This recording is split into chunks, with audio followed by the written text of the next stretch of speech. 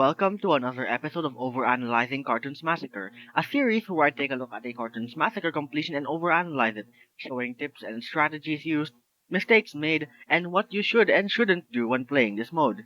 I won't be mentioning literally everything since I'll be going under the assumption that you have read through my guide and have a good understanding of it.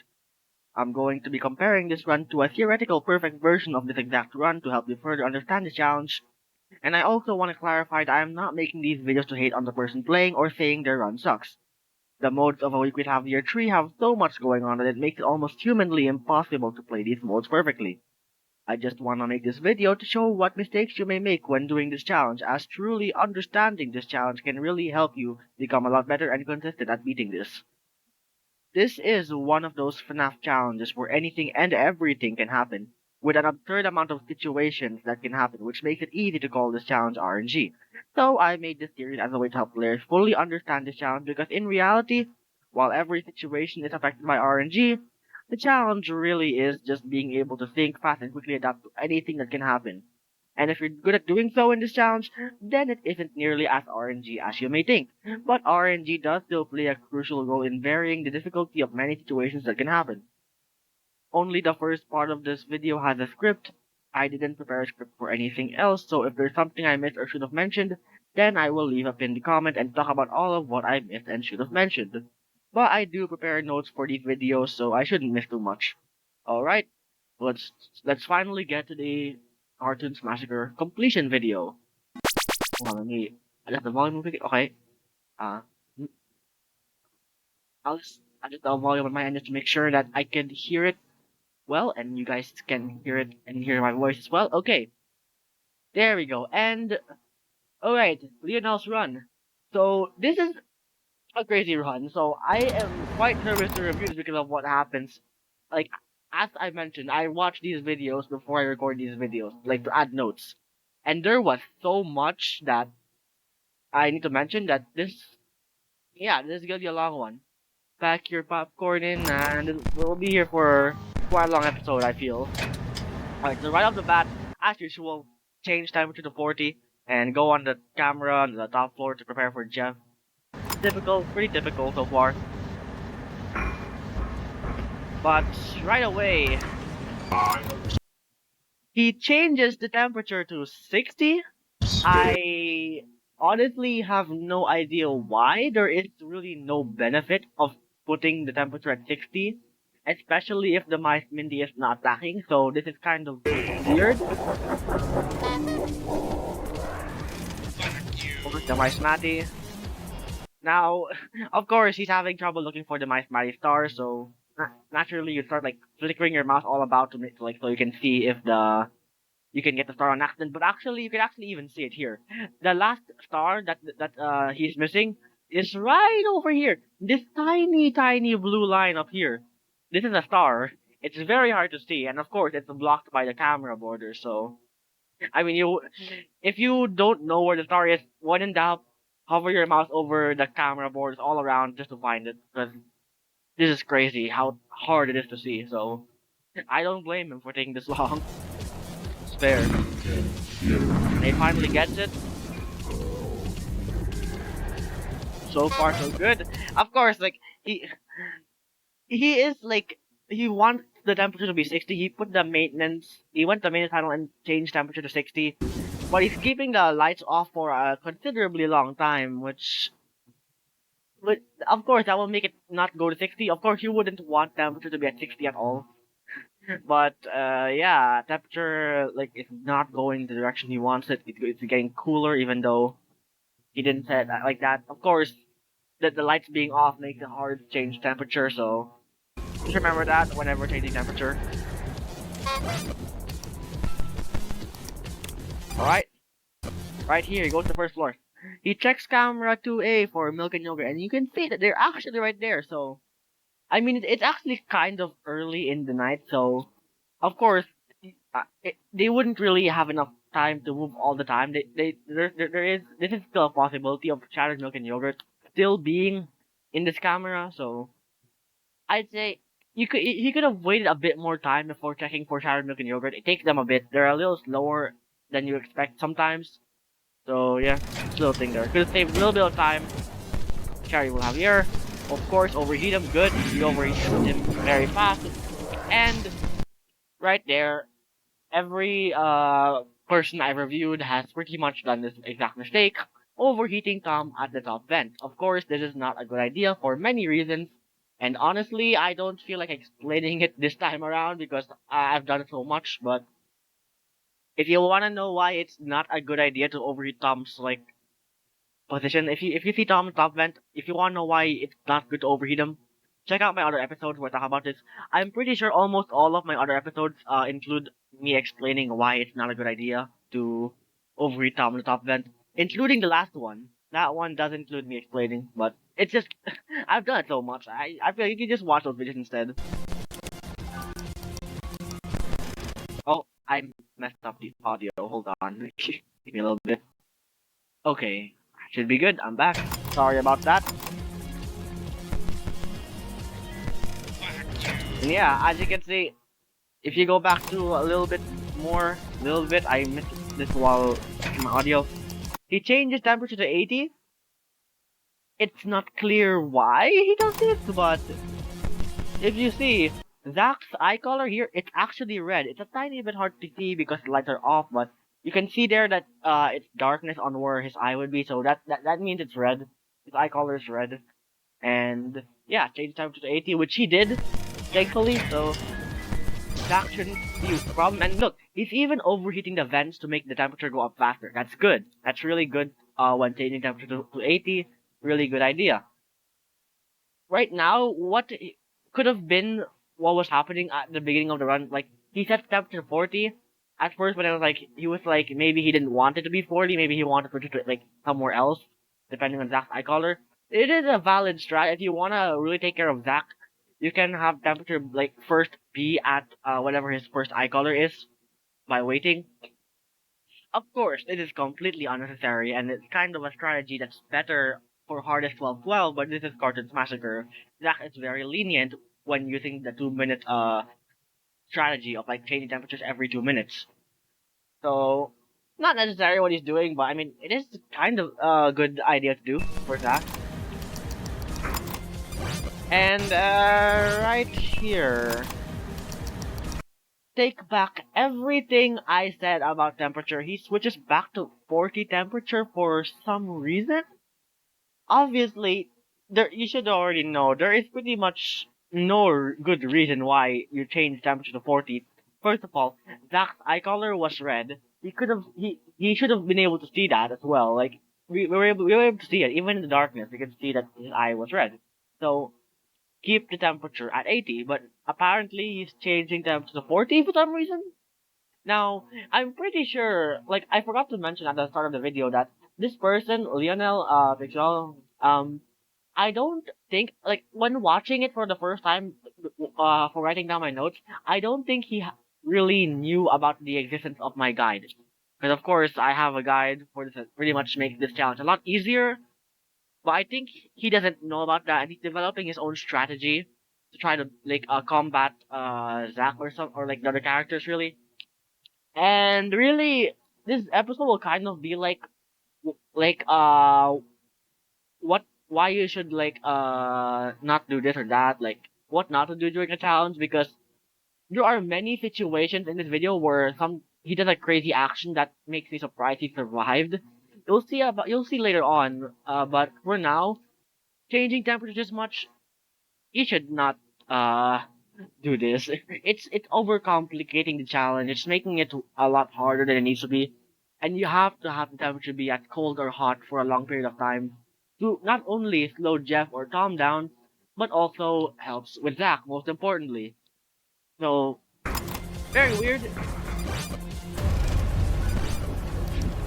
But yeah, the more we get into this video, the more we start to understand that yeah, it clearly, uh, this person probably didn't see my guide. So I mean it's fair if he doesn't know about like he's trying to like optimize his gameplay to the best of his knowledge. So naturally there are something that may look weird, but it may actually be a good idea for him to do. It might. Hold on, wait, let me go back a little bit. If you go back and listen to that, that was very, very tight. The footsteps were still slow, and he turned off the lights, and that's when the footsteps get faster. He pretty much was like one frame off of turning off the lights too early, which is crazy. He turned off the lights like if he turned off the lights like a split second earlier, like a frame, he actually could have lost the half power by turning off lights too early for the Ravager. He was very close. He almost did it too early. So good thing he was able to notice that the footsteps were about to get faster, so actually turn off lights. It's risky. You don't have to do that. Just like play safe with the Ravager.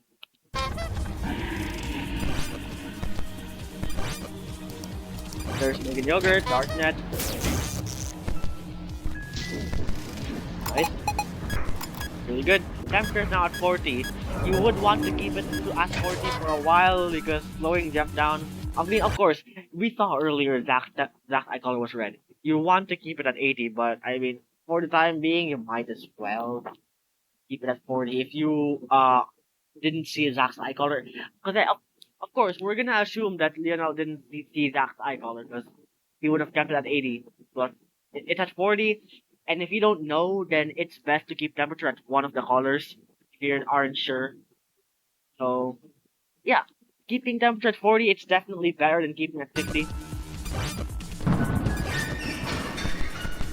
But, takes back everything I said because, once again, he switches temperature to 60 for pretty much no reason. I think he's doing some sort of strategy of changing the temperature as much as he can or something, which I think he's thinking that it helps with Zach, when in reality, Zach takes a lot longer to get pushed back with the temperature than he thinks, I believe. That's why I think. I'm not sure if that's why he's doing this.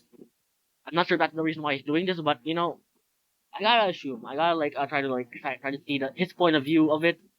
Because of course, this is absurd. You wouldn't change temperature a single time. Like you keep like normally in normal Cartoons Massacre runs, you only change temperature every 2 minutes. This Leonel is pretty much changing temperature every 30 seconds or something, which is crazy. But yeah, I'm trying to see why he's doing it.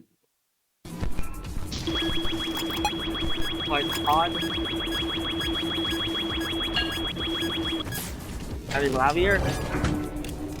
Right now, Shattered Evil Javier just attacked the left door laser. So the right thing to do is to deactivate it because Liz. I know like he's keeping the left door laser activated because of Liz. He doesn't know where Liz is, and he doesn't know if Liz is attacking at the left door or at the vents.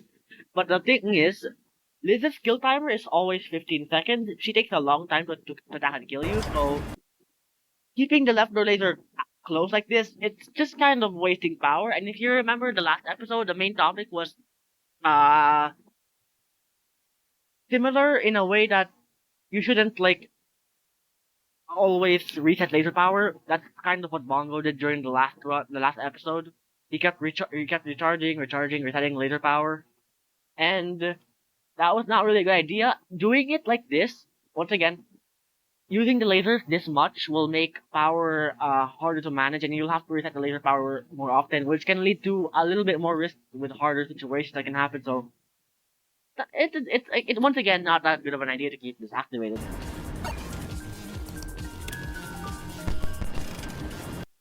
That's good there. What he did here, he checked for Liz, and he checked the vent radar, and since Tom is here, he's good with Tom. Good, very good. He checked for Liz. That's something I would kind of do as well. Since normally in a situation like this, you would wait. You wouldn't check the cameras for Liz's position to see if she would attack at the left door or top vent. You wouldn't really check. That's not really the optimal play normally. Like you'd wait because, like, of course, Liz will enter the vent faster than leave the left door. Like her kill timer is longer than her movement timer, so you wouldn't wait normally. But also, if you remember, during one of my tips is that you have to check the vent radar at least one time during Jack's attack, just so that you're sure to like know where Tom might be and so he can't sneak up on you. But because of the situation he's in, he might as well check, right? He checked the left door camera, and then checked the vent radar real quick for Tom, and it's actually not a bad idea. I still say I would prefer to like wait in the office, not check the left door camera, and just check the vent radar only. But it's also a good alternative to do this. This is not bad. This is pretty good as well. Now, one thing he does here, he deals with the Mice Javier during Jack's attack. The Mice Javier was there for a while, and in this situation, what you would preferably do is, I mean, of course, since the Mice Javier takes a little while to go away, dealing with him during Jack's attack is costly. It'll cost you, like, music box time. Jack's music box will, like, wind down a lot, but this would normally be okay to do if Jack's music box was very high, like 75% or like 100, like full bar. But as you can see, Jack's music box is below half. Not good. So the optimal play in this situation would be to repair the oxygen font early, like repair it, and then wind Jack's music box so that you can like get more of his music box in. And while the Might Tavier is in the middle of jump scaring you, you repair the oxygen font so that you won't have to repair anything as soon as he's done jump scaring you. So that's what I do. That's the optimal play here, but this is fine. He survives anyway, so it's not that big of a deal. But again, it gets very low, 2 meters before Jack jump scares you. This will make the future time he attacks like harder. It'll be harder on yourself if you leave it this low. But it's it is what it is. It is what it is.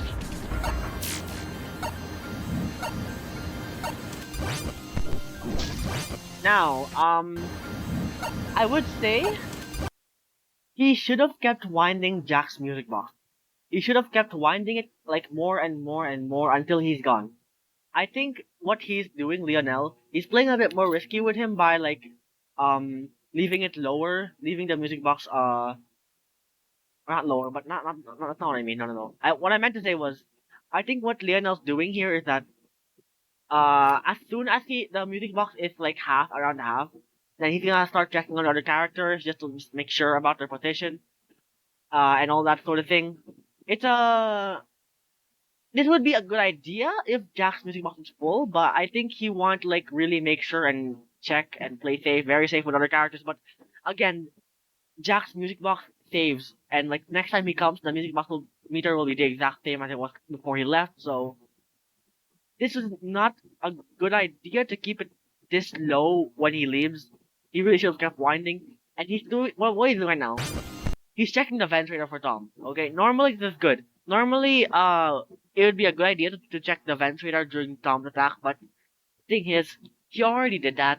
Like earlier in this part of the run, he already checked the ventilator once for Tom. And then like during Jack's attack, though, doing this kind of wastes a little bit of time. You could have done this afterwards. Check the ventilator after Jack leaves, because Tom wouldn't have enough time to move ahead. So one small thing. And yeah, he's keeping the temperature at 60. Like, the temperature is still at 60. It's been at 60 for a while. And, yeah, I will say, it really is not a good idea to keep the temperature at 60 during this maximal challenge. Keeping it at 40 temperature will slow down Jeff. Keeping it at 80 temperature will slow down Tom. It's a good idea to, like, slow down one of them. You really should slow down either Tom or Jeff just to make the challenge a little bit more manageable for yourself, because this is really hard. You're making it really hard on yourself by keeping it 60. And of course, Zach is here making progress. But if you have temperature be at either 40 or 80, there's like a 50-50 chance Jack will not Jack, Zach. There's a 50-50 chance that Zach will move back from temperature if it's at 40 or 80, and he'll keep moving back and back and back. So two birds with one stone. You slow down Jeff or Tom, and you will push back Zach if you are lucky. But again, that's where my strategy comes in. Change temperature at the 2 minute mark so that Zach will move back every time. And he will not have enough time to make it to your window. Again, this is like a really big mistake he's making in the entire run. Really, do not keep temperature at 60. There really is no benefit to it. And I guess that's pretty much it for this part.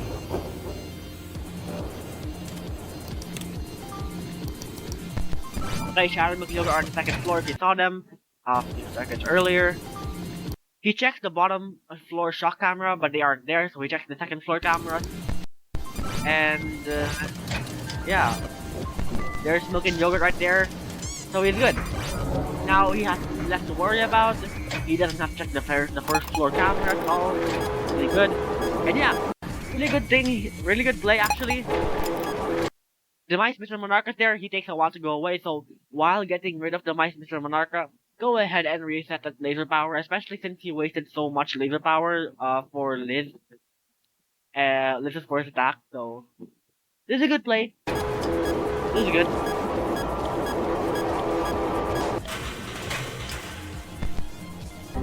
Oh, the camera error there, and luckily Milk and Yogurt are still there, so he's fine with them for a little bit. Yeah. Sharon Milk and Yogurt now there, you have to shock them. Very good, very good. Overheat prevent, and again, I want to once again once again make sure to clarify. Mr. Springlock's there, but he activates the left door laser right away. Again, this wastes so much power, and you'll have to reset laser power more often. Not good overall.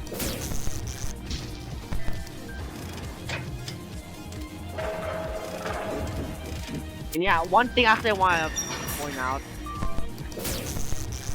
He is risking himself. He is staying on the cameras for a considerably long time while the lights are on. This is very, very risky for Darknet.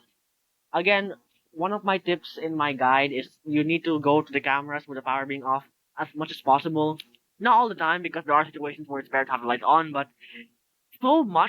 during so many times in the run, the lights are on while he's on the cameras for a long time, so he got lucky he didn't die to Darknet at the window in this run, but yeah,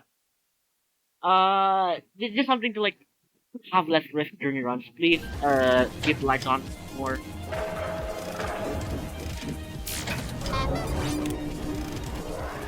Audio error, you can see it there, but I think he tries to play the audio lore for Jeff there for next time I go back. He checks for Liz. Liz is going to the second. Liz is going to the vents. That's good to know. And now you'll hear he tries playing. I know you don't really see his mouth is not visible. He mentioned he forgot to change that, but it's quite obvious that he stays in the camera for a while. He tries to play the audio for Jeff, but audio error, right? So bad situation because Jeff is not here. Jeff is not a camera 2B. Jeff has a chance to escape. So very bad situation. He has to repair the audio lore as fast as possible. And yeah, this brings up another point I want to bring up. Because he didn't really read through my guide, he missed a lot of really good tips he could have known to make this run easier for himself. One of which is to check the maintenance panel often to see if there's an error. Of course, the audio lure here, sometimes there is a chance that if you go to Jeff's camera and type the audio lure, of course it will be audio error and you couldn't have seen it earlier because it just broke. But the thing is, I'm pretty sure this audio lure broke a little earlier. So if he was checking the maintenance panel frequently, like the strategy for Cartoons Massacre is meant to be, then he would have been able to see the audio system be broken and he would have repaired it before having to worry about this risky situation. So that's all. This is why, that's the main reason why it's a good idea to make sure to check the maintenance panel very oftenly. It's to prevent situations like that, basically.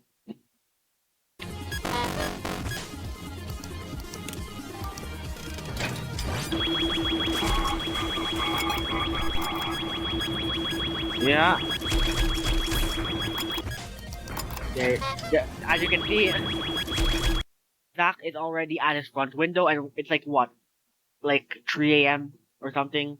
Of course, this would have been completely prevented if he had followed my strategy, my guide of changing temperature every 2-minute mark, but again, he's keeping temperature at 60. There, again, is no good reason to do that, and Zach will just make so much progress every time with it, so He changes temperature at 40. Of course, this is like a 50-50 roll. He's like guessing what his eye color is. If it's blue or red, he doesn't know that. So you would not have to make a 50-50 guess if you had the temperature be at 40 or 80. Because if Zach reaches your window at and the temperature's at 40, that would tell you, oh, Zach is not being pushed back by the temperature being at 40. Therefore, his eye color must be red. But in this situation, there really is no way to know without looking at him in the cameras. So, and I want to go back again a little bit more. I missed something here. Something here I missed apparently. Oh yeah. Right here. He checks for sour milk and yogurt. Here. Camera 2B, they're not there. Camera 4B, sour milk and yogurt are not there. He checks camera 5A. They are not there. And he does not check camera 4A to see if sour milk and yogurt are. I think he should have checked that camera as well. Of course, oxygen phone alarms going off, so you would focus on that a lot. But you have enough. You have time. You have time to like check that one camera. Excuse me. Ugh. Sorry, I don't feel very well today. I feel a little sick for some reason. But yeah, he still had enough time to check that one camera to see if they're there. Of course, you have to check all the positions. If you don't know where sour milk and yogurt are, you have to like determine their position. It'll make it easier to manage them. So he checked every camera but the one I would have checked. Fortunately.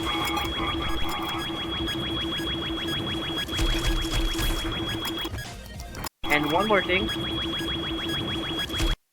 It's very hard to hear, but right there, Liz just entered the vents, like just now. Of course, Leonel hears that and he activated the right vent laser. Of course, this is way too fast. You should not activate the vent laser this early for Liz.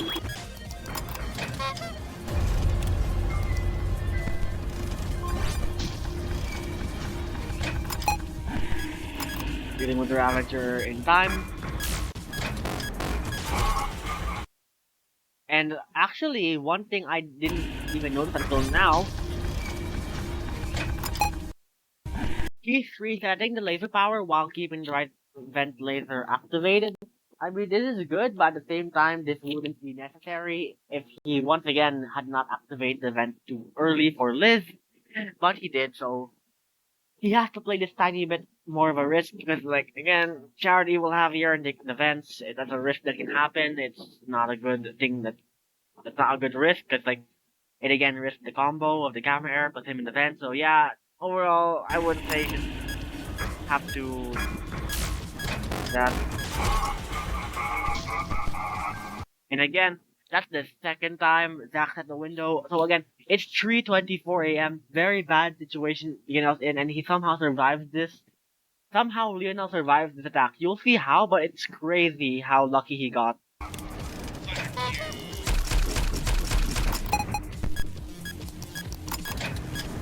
Yeah, temperature is now at 40. Of course, if Zach attacks now, then you would know that his eye color is red. But of course, this is not at all how you're supposed to deal with Zach. This challenge, like even in the main game, this is not really how you're meant to deal with Zach. He is like the thing. The one thing I have, one of the main problems I have with Zach, especially in the main game, is that he is very easy to cheese. Like players can figure out you can just have the light off before Zach, I mean, what I meant to say is players can actually easily figure out that you can just have the lights be off for Zach. In the main game, it happened with Ruben. So, excuse me, I'm sorry. Okay, continuing off. You can't really learn how Zach works if players figure out you can just cheese him with the lights, which is one of my biggest problems with Zach in the main game. I wish Jave made it so Zach wasn't so easy to cheat. Like you can only turn off the lights 2 times and that's it instead of 4 times. But it is what it is. Some things just happen.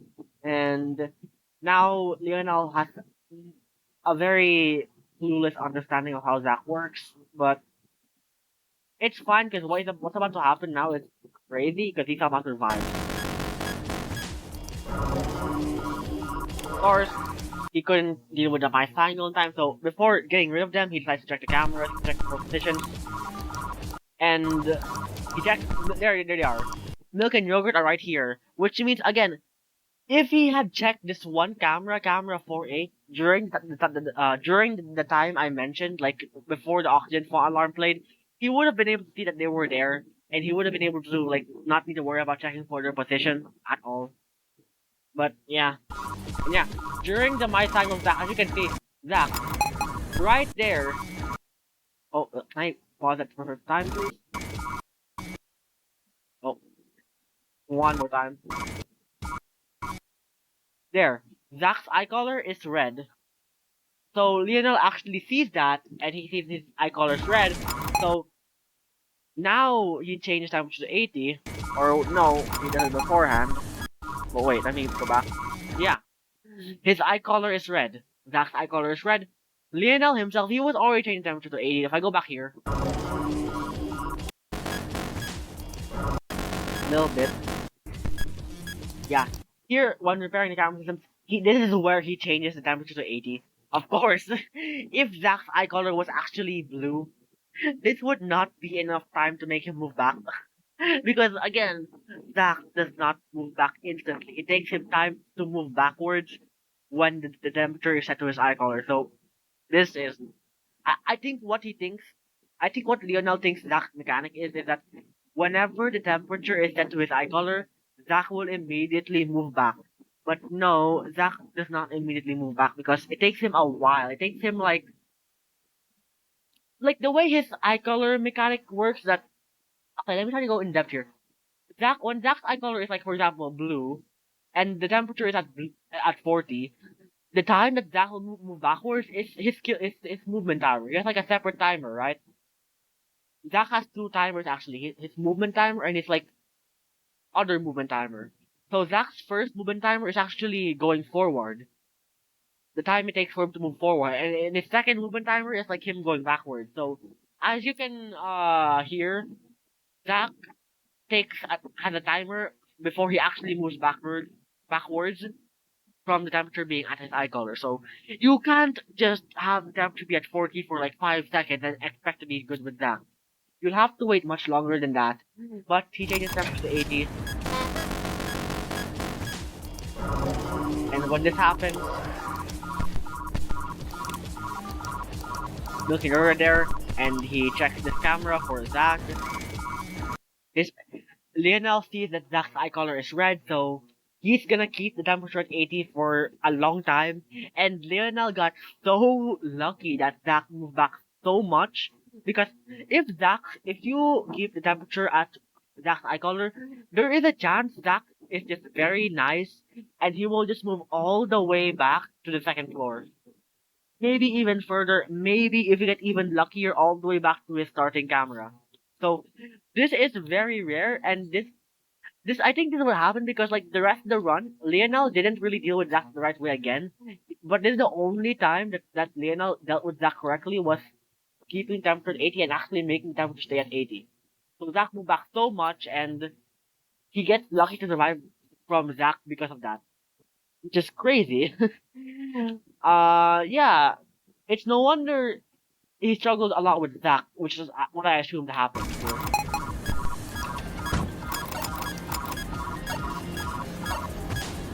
There, the my triangle is finally gone. Temperature, yeah, as you can see, Zack just moved back.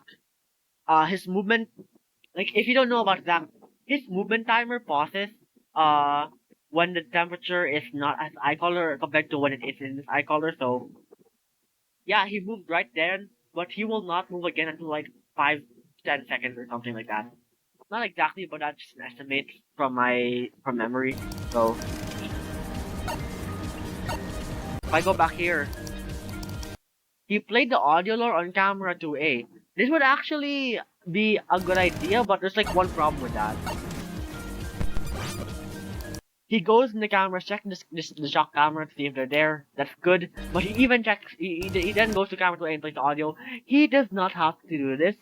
If you remember, Jeff gets called by Jack in the office, so Jeff cannot move at this point because Jack's in the office. So he could have waited. It would have been better to wait a bit for Jeff to move close. Not Jeff, but it would have been better to wait until Jack leaves the office before dealing with Jeff, because this saves on the time you're spending playing the audio, which will help for Jeff, and also overall you can spend more time winding Jack's box, which is what you want to do.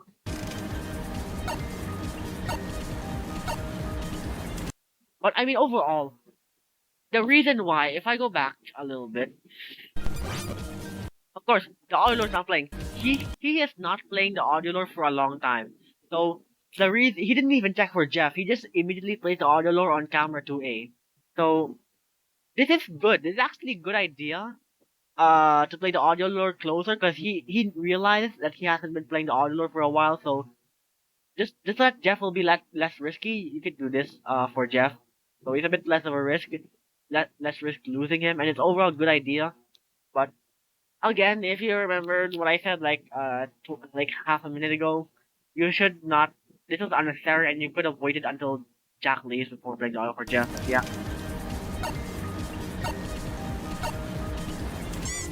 Now, one thing here, he shocks this camera, right? I don't think he knows it well, but he already checked. He already checked this camera. If you remembered, when Jack entered the office, one of the first things he did was check the camera 7A for shared milk and yogurt.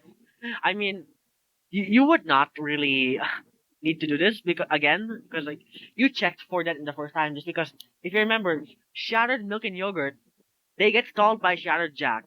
When shattered milk and yogurt is like moving around, and when shattered Jack shows up, then shattered milk and yogurt cannot move and they will get stalled. So checking on this camera again was completely unnecessary. But once again, Leonel didn't read my guide, so he wouldn't know about this. So it's fair on his behalf. But yeah, he even shocked it, which is actually a good tip to use in my guide. Shocking the shock cameras if you don't know where milk and yogurt are. That's good. But again, this was completely unnecessary since he already checked Sharon milk and yogurt's position in the camera to see if they're in the shock camera. Because again, even though Shattered Milk and Yogurt gets stalled by Shattered Jack, their kill timer does not get stalled, only their movement timer. So if Shattered Milk and Yogurt are in their shock camera and Shattered Jack is in the office, then Shattered Milk and Yogurt's kill timer will still drain, will still go down. So it's good that he checked at the beginning of Jack's attack, that's one of the first things he checked. But because he checked again, it was a waste of time, and he could have spent that time winding the music box more, but alas, it is what it is. And now he finally sees that they're there and he shocks them.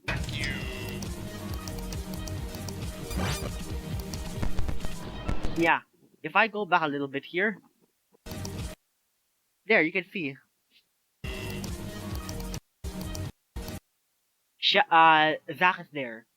Zach is in the darknet camera and his eye color is actually red, so Zach is about to be pushed back all the way to the second floor.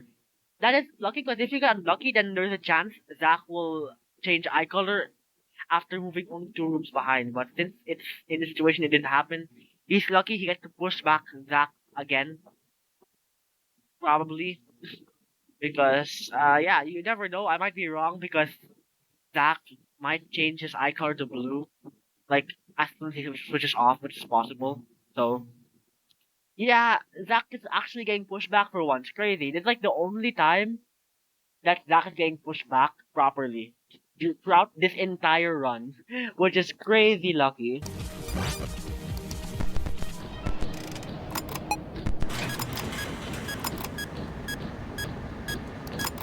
But again, what?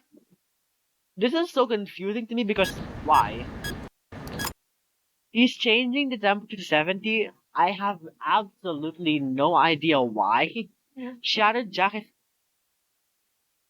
No, that's not what I'm gonna say. I'm gonna say, not Shattered Jack, but Zach, regular Zach.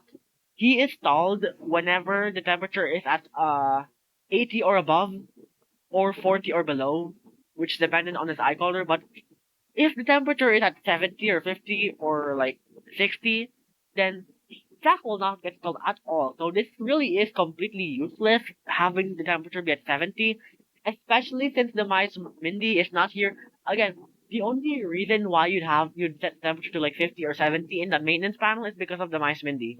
But she is nowhere to be seen, so this was honestly quite a useless move to do.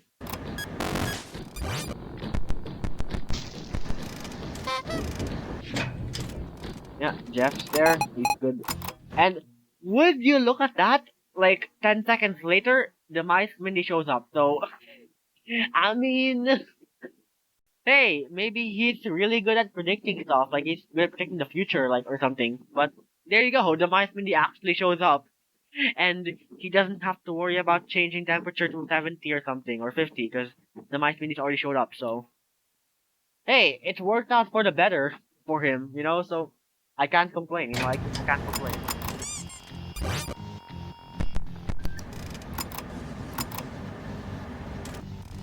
And yeah, he's checking the Jeff camera. Once again, if you didn't realize, he's not checking the vent radar that much. He spends this, like, look at the amount of time he spent. He does not check the vent radar as much. But again, like, I haven't been mentioning this, but this has been going on the entire run where Leonel doesn't check the vent radar enough. But there are so many other crazy things going on, but I just didn't feel like mentioning that thing because, again, if you remember from my guide, one of the most important things is you need to check the vents radar as much you can. But as you can see, he spends a lot of time not checking. If I go back like 10 seconds, 1, 2, 3, 4, 5, 6, 7, and there he checks the vents radar. He should check it more often than like every 7 seconds or like around that point. Because again, Tom, if the temperature is not at 80, then Tom will just leap through or slide through the vents very easily. And I noticed one thing he did do after the Mice Mindy left, he actually changed the temperature. Yeah. After he dealt with the Mice Mindy, he changes the temperature back to 80, and then he overheats the vent so that the temperature will become 80 very fast. That means, you know what that means? That means that earlier when Leonel changes the temperature to 70, he was doing that because he was predicting the Mice Mini to show up, and he was absolutely right. Now, I'm not actually sure if this is what he was thinking, but based on his actions, this is the conclusion I came up with, and that would be actually absolutely crazy if that's exactly what Leonel did here, because Bro's a psychic. He predicted the future completely perfectly. And he's changing them back to 80 for Zach, I assume. And yeah, Zach will presumably get pushed back even more, which is great.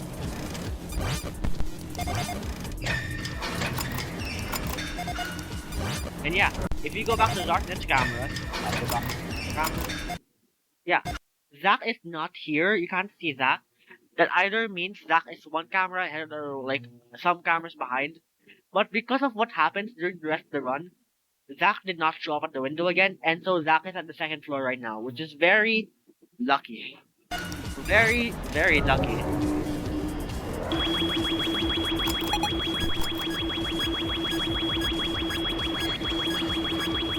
Mr. Springlock is at the right vent, and of course he activates the right vent laser right away, like immediately, like as soon as he heard it. Don't do this again. This is not that good of an idea. You could save so much power with it, and yada yada blah blah. You already know what I'm gonna say, so.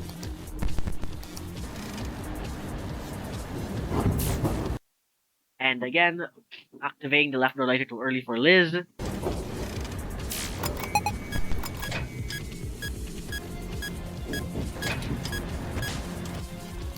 And yeah, he's finally checking for Sharon Milk and Yogurt because if I go back here a little bit, oops, wrong button. All the way back to here. He spent so much time idling and staying in this one camera, the Jeff camera. He could have easily spent this time dealing with Sharon or like at least checking for their position.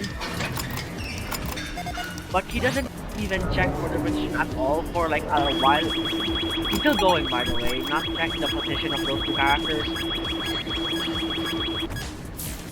He's still going. And now he's actually checking that camera. But again, he only checked one camera to see if Sharon was already there. That's not enough. You have to check all the cameras you think they can be in.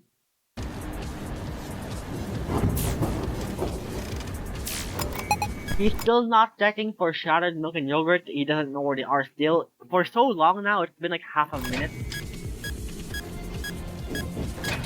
Even more time not checking. And now, he finally checked after all the time. This is where he finally checked for shattered milk and yogurt in the camera to see where they are. He sees they're not there, so he checks the second floor, and he sees them in the shock camera. He got lucky because if he had not checked for like an extra 10 seconds or something, he would have died to milk and yogurt. So, once again, he got very lucky. He managed to catch them in time without checking for them that much. Quite lucky indeed.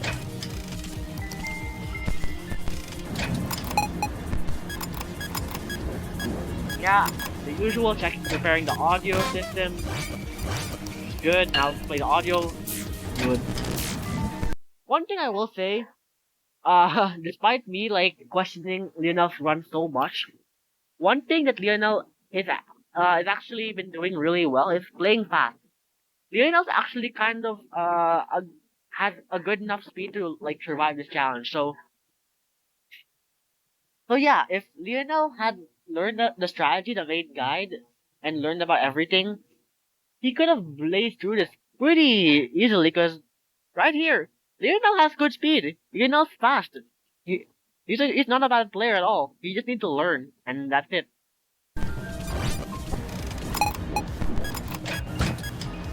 And ooh, very unfortunate situation you're in. Demised Mindy and Darknet at the same time. One thing I will say, of course, this combo could have been prevented if he had kept the lights off when going on the cameras, but he didn't, so this combo is now happening, and he is pretty much forced. Yeah, he's pretty much forced to deal with Demised Dark. No. Let me try to repeat it again. Because of this combo happening, he's now forced to keep the lights off for Darknet and get jump scared by the Mice Mindy, so yeah, unfortunate situation that happened, but it is what it is. Now, he does the correct thing. He repairs the oxygen font before getting jump scared by the Mice Mindy. This is really good, because he doesn't have to worry about repairing anything as soon as the jump scare ends, which is good, and the oxygen won't be as low, so good play again, overall, good play.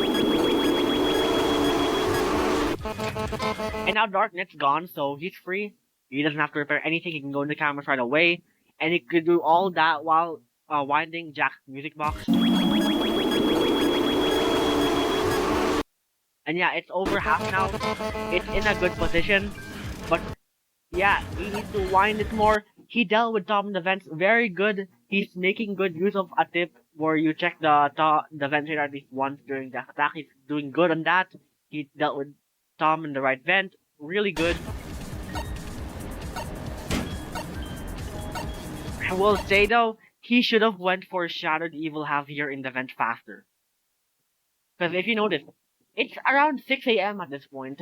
Shattered Jack will not attack anymore. Like, after Shattered Jack leaves, he will not attack anymore, like, at all throughout the rest of the run, because he doesn't have enough time to make it to the office again. So, it really doesn't matter that the music box is low before he leaves.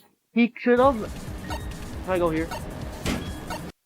He should have, like, bolted to the cameras very fast, and deal with Shattered Evil here in the vents, here, but he didn't, so... He's risking the combo with Shattered Evil here in the vents and the camera error again. And since Shattered Jack is about to leave, didn't really have to wind the music box all the way.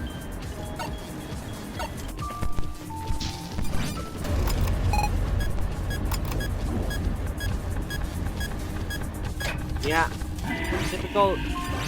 What time is it right now? 6:11. At this point in time, Jeff is good. He doesn't have to worry about Jeff because Jeff will not have enough time to make the office, so good. And right there, if you notice something very subtle, not very, but like something subtle that happened that's actually crazy, if you look at it,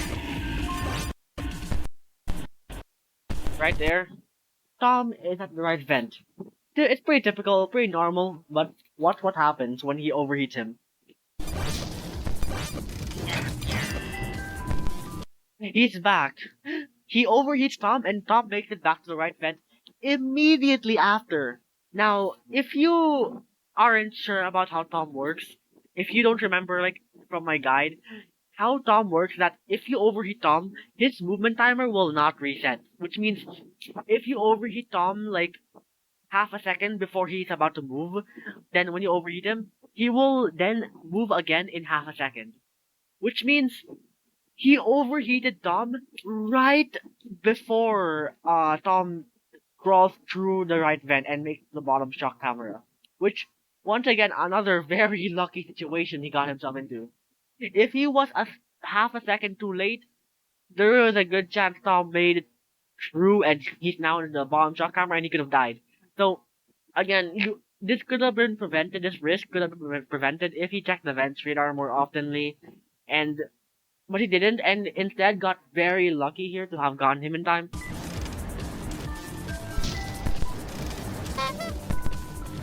Camera error, you have to as hard as possible. Very good situation. Again, if you're repairing the camera error and an office character shows up and you have to take a while to view them, like for example Shattered Jack, Shattered Triangle, or the Mice Mr. Monarcha, good. Really good situation. You can deal with two birds with one stone in the situation, so good. Pretty lucky.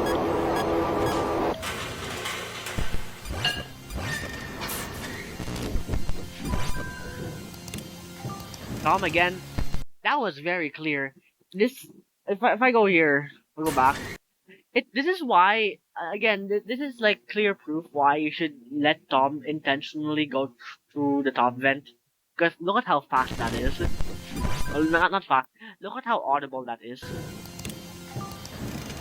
You could hear those vent sounds very clearly. Those were very loud vent sounds, so you would not be hearing those at all if Tom never got through the top vent. So again, a reason why you should intentionally let him go through the top vent.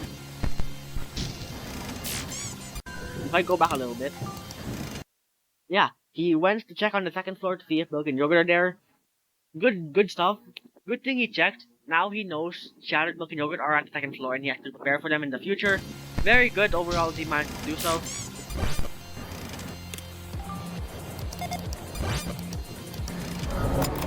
Still late there. But yeah, the audio just like finished playing, so despite Jeff not being there, it's still good that he played audio here because the audio just stopped playing, as you can see. Again, one thing with this challenge, you have to really pay attention to everything. So the audio lore here, it's still playing, right? So you'd know you don't have to worry about Jeff, but it just stopped playing. So now you play the audio lore at where you last played the audio lore at for Jeff. And since Jeff is gone, if you think the audio lore has played for a while, you'd play it one camera closer. But if you noticed that the audio lore was still playing a few seconds ago, then you would know that that would be unnecessary, and you can safely play the audio lore on this camera. So that's all. What follow thing? Yeah, he's pretty much good for the rest of the run. There's milk and yogurt.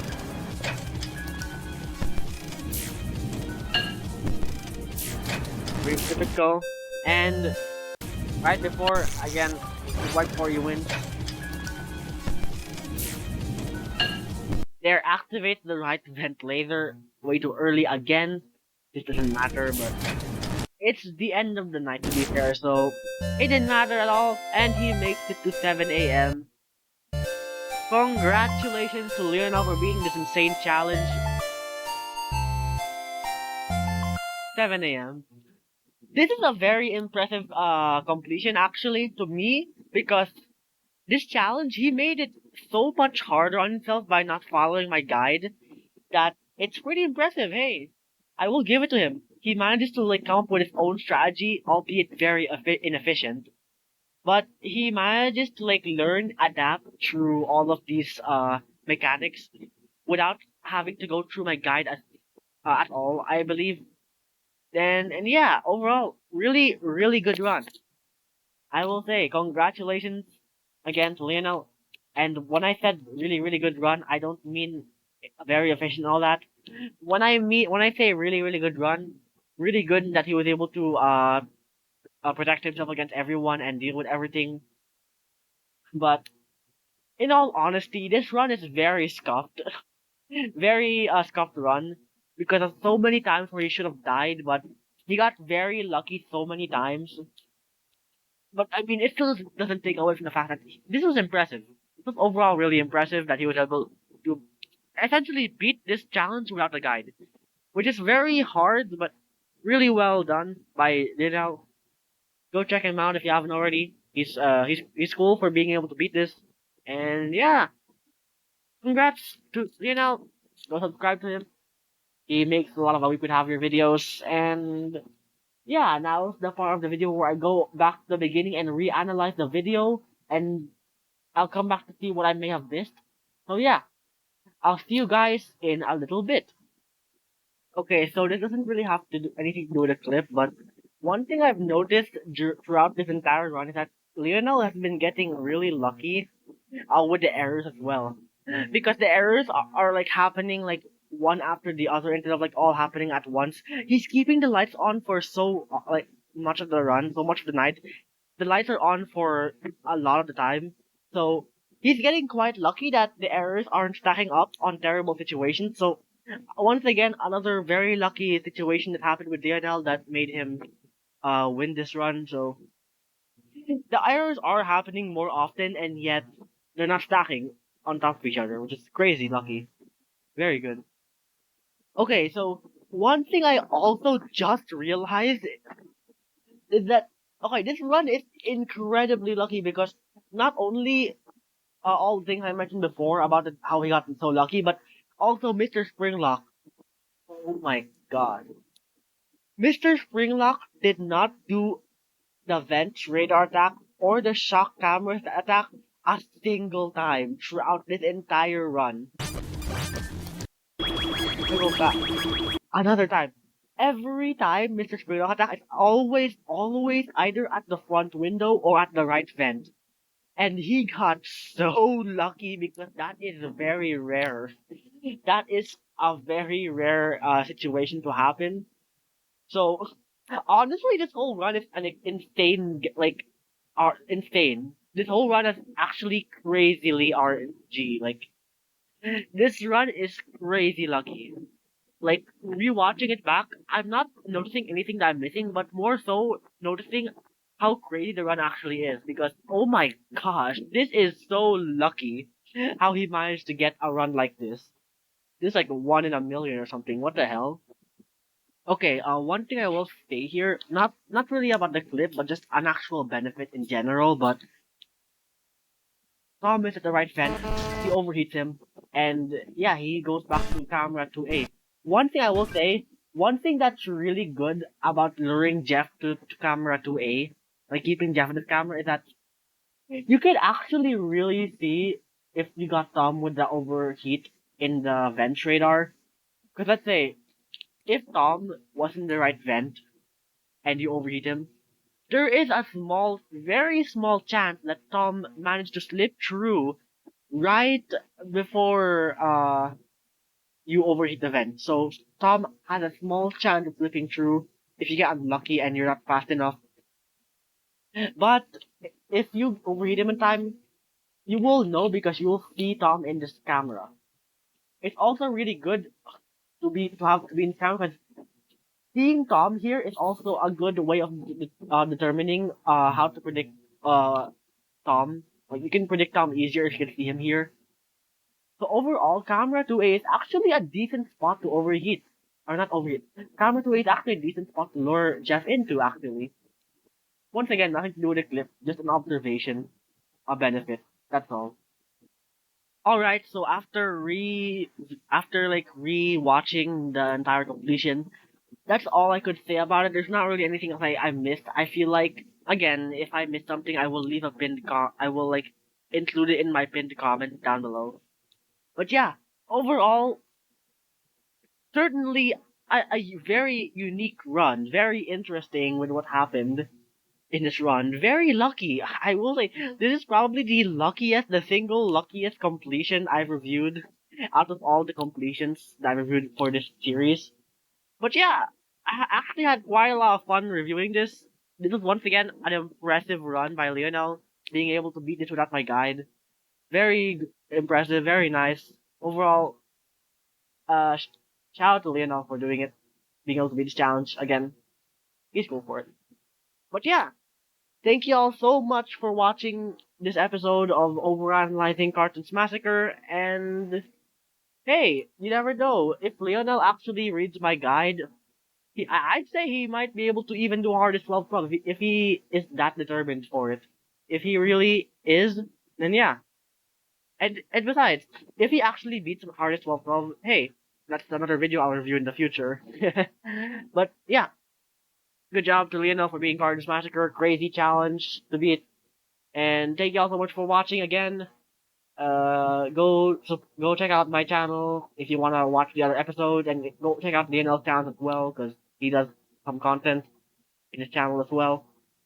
Yeah, I'll probably record another episode next week. It might take me a while to record the next one because my finals exam is close. Next week's my finals exam, so I'm not sure if I have time to record another episode next week. But if I do, then it will be of someone you may not have expected because this completion is kind of not very known.